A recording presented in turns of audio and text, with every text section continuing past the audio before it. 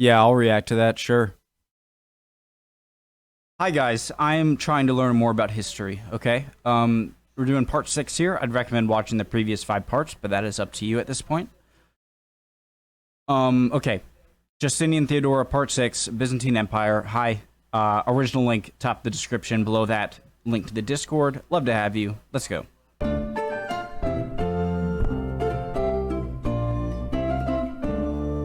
Belisarius camped at Neapolis, and he waited. The road to Rome lay open, but he'd never hold Italy if what happened to Neapolis happened there. Barbarian mercenaries pillaging churches, looting from holy sites. He had written to the Pope. With a papal invitation, his men would march in as liberators, not as conquerors. And in the months he'd waited, word had filtered down from the north. The barbarians, the Ostrogoths, had held a great conclave after he had taken Neapolis. They were tired of their weak usurper king. The Ostrogothic noble who had started all of this had been overthrown. He'd been replaced by a man named Witiges, who had hunted him down and, though they were Christians, slaughtered him like a sacrifice at the altar, at least if rumors were to be believed. On the one hand, this was ill luck for Belisarius. The greedy, vacillating Ostrogothic king was perhaps one of his greatest allies in this fight. So far, he'd taken half of Italy without real opposition. On the other hand, this instability had caused Witiges to withdraw from Rome to rally his forces in the north, leaving the city truly open. With the blessing of the Pope, Belisarius would take what had once been the greatest city in the world without unsheathing his sword. It was a long wait, but at last, the Pope's blessing had come. They had marched as soon as they'd had word. On the 10th day of December, they reached Rome, and for the first time in 60 years, Rome was once again ruled by Romans. Belisarius sent the keys of the city back to his good friend Justinian as a sign that together, they had once again made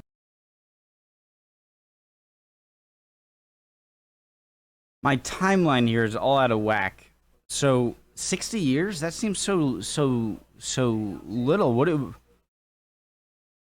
60 years prior to this? the emperor, the ruler of Rome. With this gift, though, he also sent a request for more men. After leaving yet another garrison in Neapolis, he could muster barely 5,000 men to hold the Eternal City. Rome was in Ostrogothic territory. Okay, so fall of Rome is in 4,476 AD. It's in the future.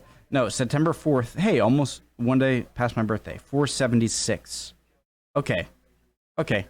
All right. My bad. My bad. Though the Ostrogoths were disorganized and some of their force were scattered, they could still levy tens of thousands. As soon as they reorganized and collected their forces, they'd be back. If he was to last out the winter with his handful of men, he would have to see to the defense. He put his men to work on rebuilding the crumbling Aurelian walls, while he had the populace restock the city's granaries. And as the walls rose and the granaries filled, he considered his situation. His position was perhaps not as I need to stick to one screen here. desperate as it looked. The Aurelian walls were high and mighty. The Tiber River ran straight through the city, so they could be certain of fresh water. The grain they had just brought in to stock their own larders would deprive any opponent of living off the countryside, and his Ostrogothic foes had little mastery of siege warfare. His only fear was that his 5,000 men were far too few to man the 12-mile circuit of the walls. He would need reinforcements, or he'd have to press the citizenry into service to watch for an attack. Winter passed into early spring. It was the 11th of March, and Belisarius' enemy still hadn't arrived. Roman scouts in the north had told him of an Ostrogothic horde on the march, but he hadn't seen him yet. His garrison at the Salarian Bridge hadn't reported in this morning. It might be nothing, but he feared they had met with Ostrogothic vanguard. The position was strong, and a few men could hold there against a much larger force for quite some time. He would take his elite cavalry and investigate. If his force at the bridge had run into the enemy, his heavy cavalry, plus the men manning the bridge towers, might be able to do enough damage to convince the Ostrogothic vanguard to wait for the main Ostrogothic force, rather than trying to push their way across the river, which would give him more time to prepare the city itself. As he led his men across the countryside, he could feel it. Something was wrong. Suddenly, they were upon him. The men at the tower had fled without a fight, and the Ostrogoths had already crossed the river. Their advanced forces swarmed around him before his men were even prepared. Then he heard it, in the rough Gothic tongue. "The white-faced bay! Fire on the white-faced bay!" They'd recognized his famous steed. Showers of arrows and darts fell upon him. Only the thickness of his armor and the strength of his shield kept him from 1,000 different deaths. What about the horse? "To Rome! Ride, men, ride!" His men crowded around him, covering him with their shields. They hewed their way out, cutting down foe after foe in a furious melee. It was chaos, dust and horses and screams all about, but then they were through. They'd broken through the enemy line and were riding on to Rome. "To the gates, men!" he shouted. But at the gates they refused to let him through. The soldiers on the walls didn't recognize him, covered in the mud and gore of the field. He shouted at them, and they argued as the Ostrogoths got ever closer. They were nearly upon him now. "Men, at least we could die with glory," he shouted, and spurred his exhausted horse to charge the approaching horde. His men followed with him. They would go out as one last gleaming, glorious charge of Rome. But the pursuing barbarians were out of formation and not expecting an attack. His countercharge was devastating, and now it was the barbarians' turn to flee. Seeing all this from the ramparts, the garrison relented and let him re-enter the safety of the city, realizing that anybody attacking their enemy with such savagery must be their allies. Time passed, and the Ostrogoths settled in for a siege. They cut the aqueducts. For the first time in 1,000 years, Rome was without running water. But more on Belisarius's mind was that without the aqueducts to power the mills, he couldn't process the grain they'd stored up into flour, and without that, the city would starve. He'd been thinking on this problem for some time. He had a solution, but it was a wild one. He would put mills on boats. He would put them on boats, and he'd put them on the Tiber. He would then put a water wheel between the boats, and so long as the boats were moored to both banks of the river by good taut rope, they would stand still, and the wheel would turn. And so, the Tiber flowed, Smart. and the grain flowed, and the people had bread. Wow. But as the Ostrogoths learned of this solution, they tried to counter it by tossing trees and corpses into the river to break the ropes holding the mills in place. But to this too, Belisarius had a solution. He had a large chain stretched across the river, and simply had the men fish out anything that got stuck on it well before it reached the floating mills. And so, the populace of Rome was fed, but they were nervous. Inactivity breeds desperation in men. All the tradesmen and farmers and That's incredible. merchants had nothing to do. They couldn't practice the crafts to which they'd become accustomed, and so simply sat in their houses and talked. Talked at times of how it might be better if they surrendered. Belisarius saw only one option. He would make them soldiers. He wouldn't merely press them into service, he would give them pay. He would organize them into squadrons. He would make them proud to be Romans again. And with them, he would finally have enough men to watch the walls. The enemy was upon him. Today was, at last, the day. Men from the wall had just come to his camp to tell him that siege engines had approached. Great towers made for storming the battlements had been seen rolling toward them, and rams, covered, wheeled, and dragged by oxen, slowly made for his gates. Return of the king. Belisarius rode to the walls. He could see the fear in their eyes. His Romans, soldiers though he tried to make of them, were terrified of these machines of war. I'm sorry, guys. I love Belisarius, okay? And with all the, I know I don't know enough about Justinian, but I'm not lying when I say His Romans, soldiers though he tried to make of them, were terrified of these machines of war. He surveyed the battlefield.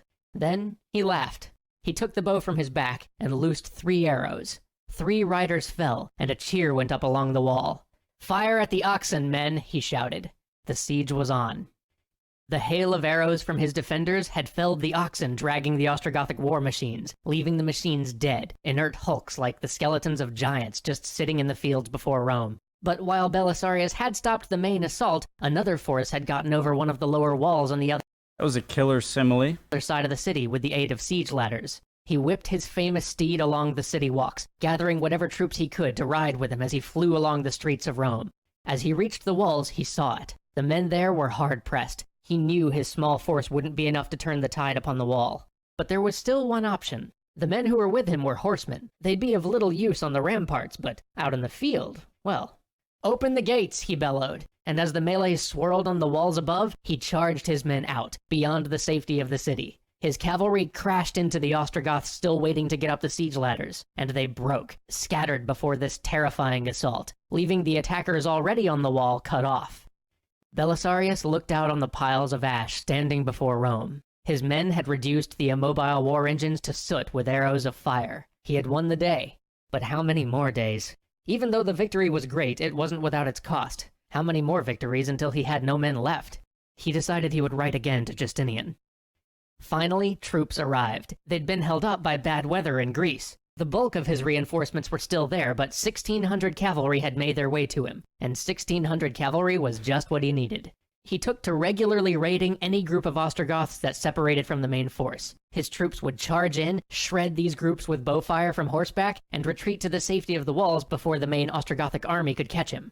But still they suffered. His supplies were dwindling. Citizens from the city would beseech him daily to let them at least die in battle rather than starve to death within their homes. At last he relented. They would have battle. And that battle was a close one. His cavalry had driven back the Ostrogoths, starting a rout, but his infantry, undisciplined and pressed into service, lost all order, and took to looting the Ostrogothic camp rather than chasing the fleeing enemy. The Ostrogoths had then rallied and fell upon his now totally disorganized infantry, while they tried to loot what bounty they could. All order had disintegrated. It was a headlong rush back to the safety of the walls. He'd not lost too many men, but it was the worst they'd suffered since arriving in Rome. From here on, they would wait it out. But the Ostrogoths suffered too. Not long after the battle, the barbarians had sent an emissary to make peace. In order to work out the terms, they had agreed on a 3-month truce. But during these 3 months, Belisarius hadn't been idle. He had resupplied the city. His reinforcements had finally arrived, and he had fanned them out, slowly moving them to strategic locations all around the Ostrogothic force. Then, one night, the Ostrogoths tried to take Rome by surprise. But that simply wasn't going to happen on his watch. With this attempt foiled, and with his reinforcements slowly creeping toward their rightful capital, the Ostrogoths finally decided it was time to leave Rome. They burnt their camp and headed north. But Belisarius wasn't done with them yet. Once half of them had crossed the Milvian Bridge, he unleashed his cavalry on those remaining on his side of the water, slaughtering the lot of them. Belisarius had at last completed Justinian's dream. Rome was once again truly part of the Roman Empire. And that brings this series to a close, but that is not the end of this story. We'll leave off at this high water mark for just... I'm gonna go into the next episode, but I'm kind of happy the first series out of these two ended here, so that I can continue the next one right away. It's perfect. Belisarius, awesome. Theodora, pretty cool. Justinian, let's go.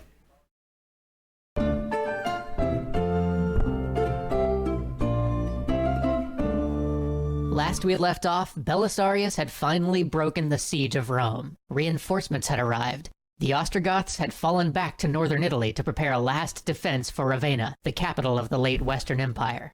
It looked like soon Italy, the birthplace of Scipio, Caesar, and Augustus, would be back in Roman hands. But with new forces came new commanders. One of these commanders was Narses, the eunuch who had helped Justinian suppress the Nika revolt. Another commander, who had just started coming to the fore, was a man named John, who led the main cavalry detachment. When these reinforcements arrived, Belisarius ordered John to range north, to raid and loot and capture what he could, and to leave no enemy behind him lest he be cut off. John flew north with a speed and fury unmatched. He ravaged the countryside and scattered armies before him. Then he came to Oximus. Here there was a strong garrison of Ostrogoths, well armed and ready for war. He decided that his cavalry was not the proper tool for such a siege, and passed by this city on his way north. Then again at Urbinus he did the same. But when he came to Ariminum, the Roman population threw open the gates, and seeing their defense lost, the Ostrogothic garrison fled. So John, knowing that Ariminum lay only a day's march from Ravenna, seized the opportunity and took the town, hoping that it would force much of the Ostrogothic army in the field to withdraw to their capital.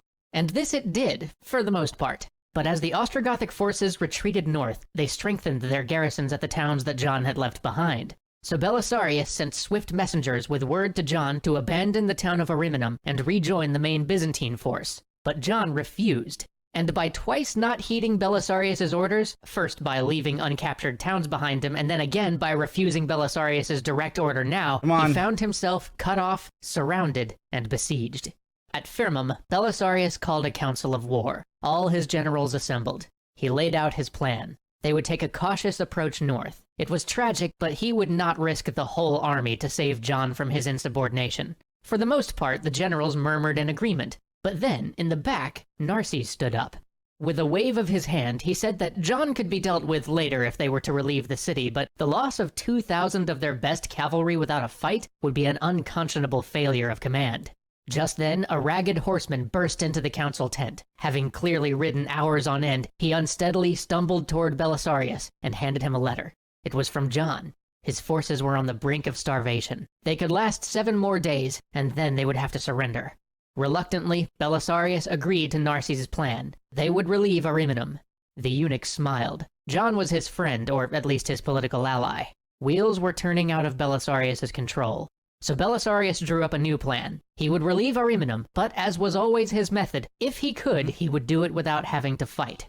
So he split his armies into 3 sections, one which would head to Ariminum by sea, one which would march up the coast, and another which would descend upon it from the mountain passes to the northwest. But the force that was to head up the coast wasn't to engage, it was simply to approach the Ostrogoths, and then at night light many, many fires, so that they appeared to be a massive horde. And then the next morning the sails of the fleet would appear on the ocean, and the banners of the remaining force would appear from the mountains, and the Ostrogoths, seeing that they were surrounded, would flee. And, unlike most things in military planning, it worked exactly as planned. As soon as the ship's sails appeared on the horizon, the Ostrogoths besieging Ariminum broke and ran. Had John's cavalry not been so depleted by hunger and exhaustion, they might have been able to end the war right there. But instead, a gaunt and haggard John stumbled out of Ariminum to be greeted by Belisarius, who suggested that he thank the commander of the sea-bound forces for his rescue. Instead, John answered that his thanks were to Narses, and the cracks began to spread. Narses and... What's going on here? What's going on here, buddy? John and Narses... answered that his thanks were to Narses, and the cracks began to spread. Narses and Belisarius disagreed on the strategy. Much of the original army was loyal to Belisarius, as he had seen them through so much, but a great number of the new troops saw Narses as their commander. After all, as they saw it, without him they would have lost Ariminum, John, and the 2,000 men with him, when instead they had easily driven the Ostrogoths back without a fight. Okay, Didn't this clearly show that Narses knew what he was doing? Besides, Narses controlled their pay. All of this finally came to a head. It just seems like him and... It seemed, from what was being said, that there was some weird agreement between the two, or that there was some selfish reason to go back. But I can't assume that. Around Mediolanum. Mediolanum was the second richest... A selfish reason for Narses to go save... You know what I mean? It just seemed... city in Italy. It had supported the Roman cause, and now it was under siege by the nephew of Vitiges. Belisarius wanted to focus much of the Byzantine efforts on relieving it. Narses said that this was inefficient, and he would take his forces elsewhere while Belisarius handled Mediolanum. But this was it. Belisarius was putting his foot down. He cracked out a letter that Justinian had sent that read, "In sending Narses, our purser, to Italy, we do not invest him with the command of the army. It is our wish that Belisarius alone shall lead the whole army as seems good to him. Checkmate. And it behooves you all to obey him in the interest of our state." But Narses, being well practiced in the ways of the court, seized on this last sentence and proclaimed, "Your plan is not in the interests of the state." Belisarius had no answer to this. Narses, being well practiced, it behooves you all to obey him in the interest of our state.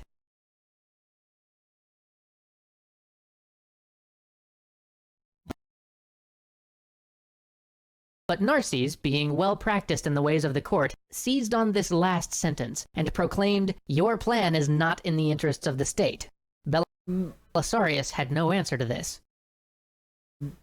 Say that it's not your job to decide that. He would not risk open conflict with the second most senior commander, so he consented to march with Narses and John to take Urbinus and secure the road to Ariminum before relieving Mediolanum.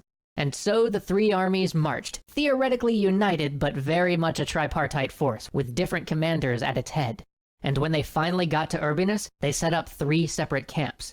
Shortly after reaching Urbinus, even though coming here had been Narses' idea in the first place, both John and Narses decided that it was impregnable. Why did he do Belisarius like that? Like, giving him this weird, like, womanly haircut and the weird mustache?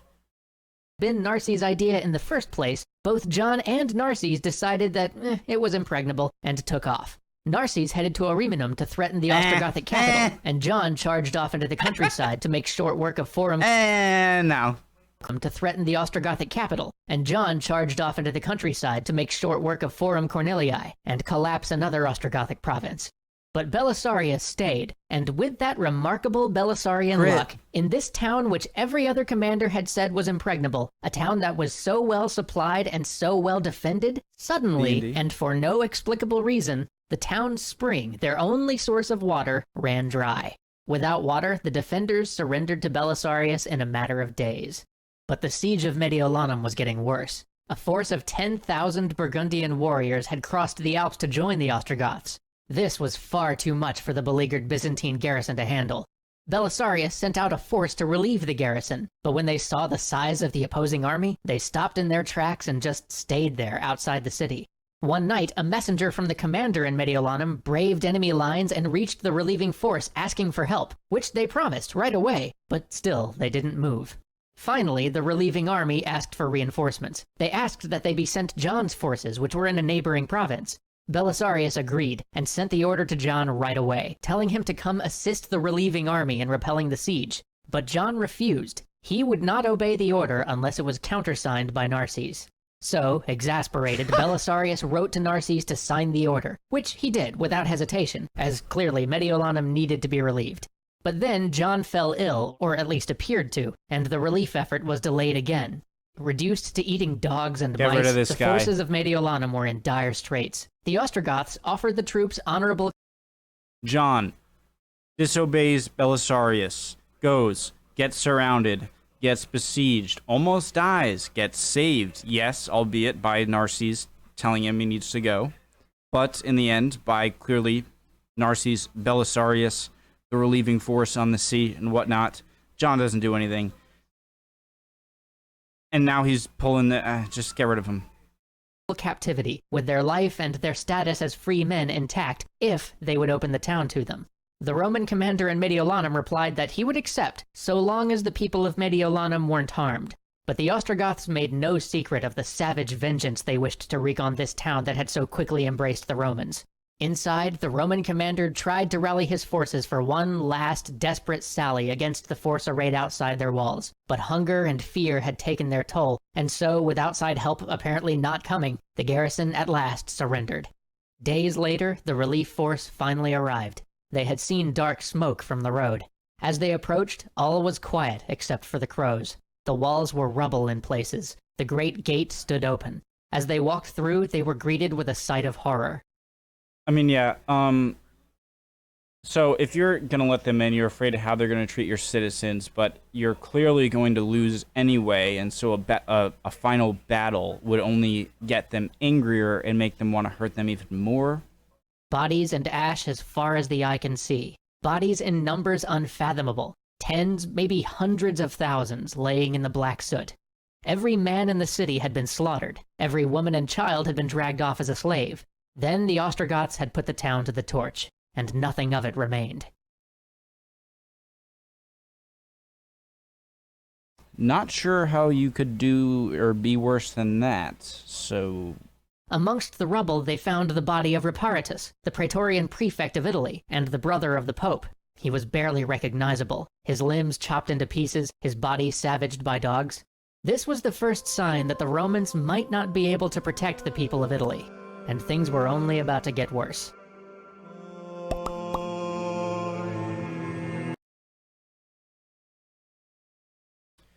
One, two, three, four, 5, 6, 3. Alrighty. Should I just do the next, guys? 1, 2, 3, 4, 5. I could do a double-double. Let's do the next one.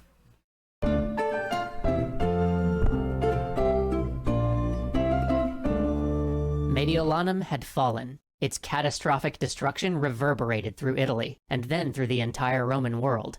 Belisarius penned a letter to his lifelong friend in the East, Justinian. There was an anger to this letter that Justinian had never seen from his friend. The letter laid out just how this tragedy came to be, and just who was at fault. Justinian immediately recalled Narses, and with the order to recall Narses, he sent another letter. There would be no equivocation this time. All of Italy would know Belisarius was in command. And with a semblance of unity restored to the army... Okay, the best thing Justinian's done that I've seen. One by one, the remaining Ostrogothic strongholds fell. By the spring of 540, Belisarius was at last at the gates of Ravenna. Victory was so close. He lay siege to the city, and when Vitiges' nephew came to lift the siege, he sent John, who, yes, was still in service, to capture... Wow. How? He was even worse than Narses. Ravenna, is that modern day Venice?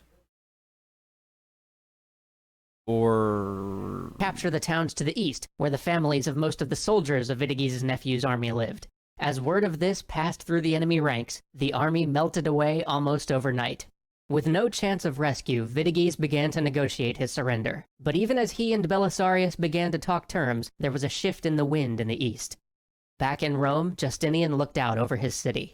A new capital. Not just because Constantine had founded it when Rome began to fail, but because he had reforged it. The Hagia Sophia stood complete. The palace was more magnificent than it had ever been, and soon his new capital would rule over the old homeland. He had retaken Africa, and now Italy. Perhaps one day he would reconquer Hispania. A messenger woke him from his reverie. A letter. It took him but a minute to read what it said. Then he ordered, "Pen, paper, quickly. Fetch the senators Domnicus and Maximin." In that instant, those dreams of empire left his mind. Now he was a man trying to balance on a knife's edge. Vidiges had not been idle. While they'd been closing the noose on him, he had written to the Persians in one last desperate gamble. He had told them how much of the Byzantine force was tied down in Italy. And now that eternal peace, that peace that he, Justinian, had paid so dearly for, was coming to an end. 2 senators rode up to the command tent of Belisarius's camp. It was strange. They lacked the usual baggage and hangers-on of senators. And then Muhammad and Islam comes up very soon in like 100 years, right? And then they have all these raids on the Sassanids and Byzantines, so... Yeah, I'm just wondering what the high point of the Byzantine Empire was. Their entourage was only a small The bodyguard beginning, to the get middle, them through the the ravaged end. countryside. Belisarius bade them enter, and asked why they'd come. "War has come to the east," they said. "You are needed in Constantinople at once. We bring the Emperor's terms for the Ostrogoths. We've gotten Vidiges to agree. Now your signature is all that remains." Belisarius took the paper they offered him, the peace agreement they had just given to Vidiges, and with each line he read, he became more and more filled with rage and disbelief. Vidiges would remain king of the Ostrogoths. The Ostrogoths would get to keep all land north of the Po. They wouldn't even be seizing all of the Ostrogothic treasury. This was outrageous. He had committed so many years of his life to this fight. He hadn't battled starvation, fought against insubordinate commanders, and sacrificed the lives of countless men just to give up now. I'm definitely not mad at Justinian for this, as much as I love Belisarius, but Justinian is probably making a good call here. You got to go back. I mean, yeah, the Vitiges, whatever, spoke with the Persians. Now you have them. You can't just risk Constantinople for Rome. Not now. Not when they were days away. Risk Constantinople for conquering the Ostrogoths. Away from achieving everything that they had planned, you know what I mean, so many years ago. He turns to the senators. "I won't sign it. I don't believe these terms came What from did he say? Not now. Not commanders, and sacrificed the lives of countless men just to give up now. Not now. Not when they were days away from achieving everything that they had planned so many years ago." He turns to the senators. "I won't sign it. I don't believe these terms came from Justinian. Without an order directly from him to sign such a piece of ignominy, my pen will never touch that page." He knew full well that even if Justinian actually wished him to sign it, it would take weeks, perhaps months, for such an order to arrive, and by then he would have already crushed Ravenna. But as word of his rejection spread through the camp, one by one his generals came to tell him that they disapproved of his rejection of an imperial decision. And so he called a great council of his generals and asked them if they would have him approve of such a deal. Unanimously they said yes, and he said that exonerated him from any future troubles that may come from not defeating the Ostrogoths. He summoned the senators back and offered to sign, but the damage was already done. Word of his refusal had not only passed through his camp, but made it to the halls of Ravenna. The Ostrogoths now suspected a trap. If Belisarius, the only Roman they saw as honorable, refused to sign, something must be wrong. And then, slowly, an idea made its way through the ranks of the Ostrogothic nobility. What if they were to go back to the old ways, the ways that came before the reign of the Ostrogothic kings? After all, Vidiges had failed them, and the royal ancestral line of the Ostrogoths was nearly lost. What if, instead, they raised a new man to once again become the emperor of Western Rome? And soon this idea took root, and secretly the Ostrogothic nobility sent out a messenger to Belisarius, the Roman they trusted most, the man they respected on the battlefield and off. They offered him the crown of Western Rome. Even Vidiges, when he discovered this... This is when all of the relationship with Justinian goes down. Okay.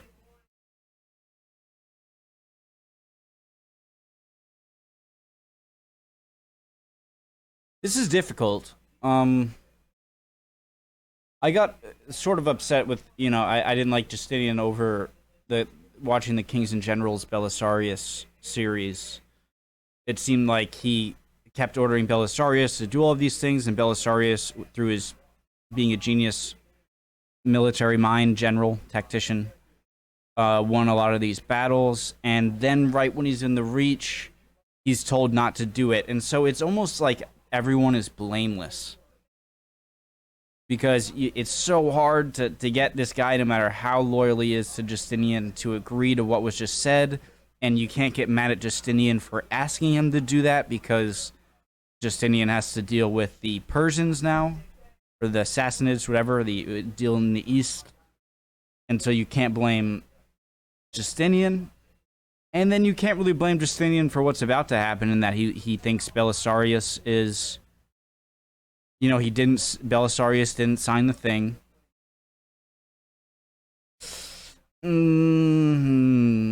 Jeez. Plot urged Belisarius to say yes. And so Belisarius called together all of his commanders and the senators from Rome and posed to them a question. If I could, without assaulting the city or wasting one more life, capture Vitiges, bring all of Italy under imperial dominion, and bring the entire Ostrogothic treasury back to Constantinople, would you support me? And around the room he got a resounding yes. And so he agreed to the Ostrogothic dominion and wasting one more life, capture Vitiges. If I could, without assaulting the city or wasting one more life, capture Vitiges, bring all of Italy under imperial dominion, and bring the entire Ostrogothic treasury back to Constantinople, would you support me? And around the room he got a resounding yes. And so he agreed to the Ostrogothic proposal, and marched his army into Ravenna. But once inside the walls, he exposed his real intentions: to claim Italy for Justinian, to seize the royal treasury, and to bring Vitiges captive back to the east. He made sure that no further Ostrogoths were harmed, that no looting was done, and that no property other than the royal treasury was seized. But even so, the Ostrogothic nobility was stunned. Here was the noble... I am so curious to learn what the Ostrogothic nobility was. Like, what sort of structure... I picture a bunch of barbarians barging into Rome and then just like sitting around, and they don't know how Rome was ruled. It's like being given like a spaceship to a bunch of people who never... It's like, great, cool, I got a spaceship, this is cool, we can hang out in here, but you don't know how to run it. And so I just, when it says the Ostrogothic nobility, like, what was the structure of Ravenna and like the social structure of the Italian peninsula after Western Rome fell? Like, what was that? Treasury was seized, but even so, the Ostrogothic nobility was stunned. Here was the noblest of the Romans lying to them, breaking an oath to them, treating them in bad faith. The Ostrogoths raised up a new leader, but even he pled with Belisarius to take the throne of Italy for himself. Once more, Belisarius refused. And so, at last, 5 years after Belisarius had first sailed for Sicily, Italy was conquered. Justinian's dream was complete. But in the end, it had not been captured by force of arms. It hadn't submitted to an honorable peace or even fallen to a noble ruse. Instead, in those last few hours, it had fallen to broken oaths and bad faith. And there are always consequences for broken oaths and bad faith. Some are felt soon after, others are buried as seed that sprout only in the darkest winter. And as Belisarius sailed home at last, his longtime friend sat in his palace, feeling suspicion and the pain of betrayal. The East was in turmoil. The border regions were already at war, and it was all because the man he trusted most in the world had disobeyed him. Okay. For once, my opinion of Justinian is rising a little, and my opinion of Belisarius is slightly going down, but not a lot. Because put yourself in that situation, and then finally being told, hey, no. It's like running a marathon and giving everything you have, and then getting to the finish line and getting a call and being like, hey, I'm about to be in first place. Oh, no, turn around and go back to the start line, and then let someone else win. And so that's hard to do, but at the same time, I'm not blaming Justinian. There's a new threat in the East, and he has to. And you need to trust Belisarius. In a perfect world, should have trusted him that there is a very large threat and go back. But was Justinian very clear why Belisarius needs to come back? Like, did he tell them the situation? Because Justinian can't know the situation exactly that Belisarius is in. And so... When his need was nearest, it seemed he could not count on anyone but Theodora. This friend, this man that was nearer to him than a brother, had allowed one of the mightiest empires in the world to threaten Byzantium, to sate his own ego and ambition. The Ostrogoths had been broken. They could have always been conquered a few years down the line. But those months, those precious months that Belisarius had spent on the vanity of a complete conquest, those months might cost them everything. His legions and his best generals, they were all in Italy. Byzantium herself stood exposed and undefended. And then there was the matter of the crown. What was he to think of the fact that Belisarius had accepted the Western crown? Yeah, Belisarius is like, all right, I'll sign it as long as everyone knows, like, I'm only signing it because everyone else is against me, and whatever wrong happens because of them not fully conquering northern Italy, the northern Italian peninsula, then, you know, I'm free of blame. But you're not free of blame if he didn't consider what if this causes Constantinople to fall. And so you're like outreaching to this branch, right? And you loosen your hold on one branch to try and grab another, and then that branch breaks, and now you have no branch, and now you didn't capture Italy, likely not for long, and then you lose Constantinople. So I can't blame Justinian here. Okay? Sure, he had betrayed the Ostrogoths and but it's also not a giant blame on Belisarius either. told them all that he would never take a crown while Justinian lived, but he had accepted Imperium, and that does something to a man. And he had betrayed Justinian to do so. And what of the fact that clearly people thought he was suited to be emperor? How do you put such a man at the head of armies? How do you trust such a man without reserve? And so, with these doubts, and with bad faith built on good intentions, the cracks begin to grow. Join us next time as the two greatest empires in the Western world come to blows, and the cracks begin to ripple outward. Okay, that was one of the more interesting episodes I've seen. Yeah, I have a lot of things to think about. Hope you guys can answer some of my questions, comments, recommendations, all down in the comments below. Love to see it. Hope you're all doing well. If not, chin up. You'll be good soon. Don't worry. Emotions are fickle, my friend. Bye, guys. See you next time.